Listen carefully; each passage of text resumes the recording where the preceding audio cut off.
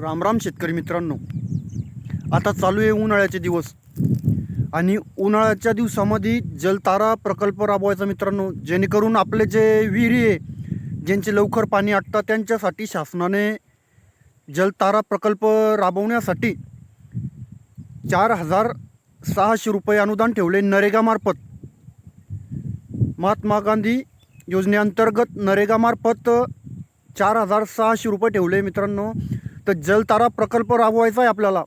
5x5चा गड्डा घ्यायचा आहे आणि 5x गड्डा घेऊन तो गड्डा खोदून त्याच्यामध्ये दगड गोटे किंवा डबर अशा प्रकारे टाकून 5x5च्या गड्ड्यात टाकून त्याच्यामध्ये आपल्याला वरतून मातीचा लेप घ्यायचा आहे, जेणेकरून पाणी अडवा पाणी जिरवा.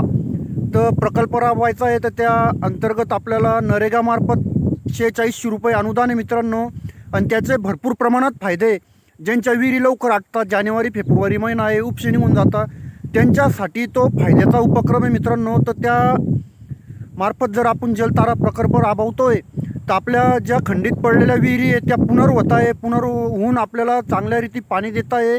तर जलतारा प्रकल्प आता उन्हाळ्याचे दिवस आहे आणि शेतकऱ्यांनी करणं गरजेचं आहे मित्रांनो.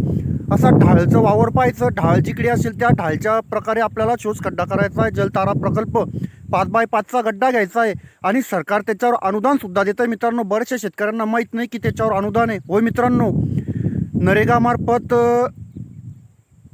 अनुदान आहे, 4600 रुपये अनुदान आहे.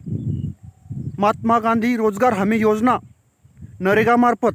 बऱ्याचशा शेतकऱ्यांना अनुदानाचा माहीत नाही, त्यामुळे शेतकरी करत नाही.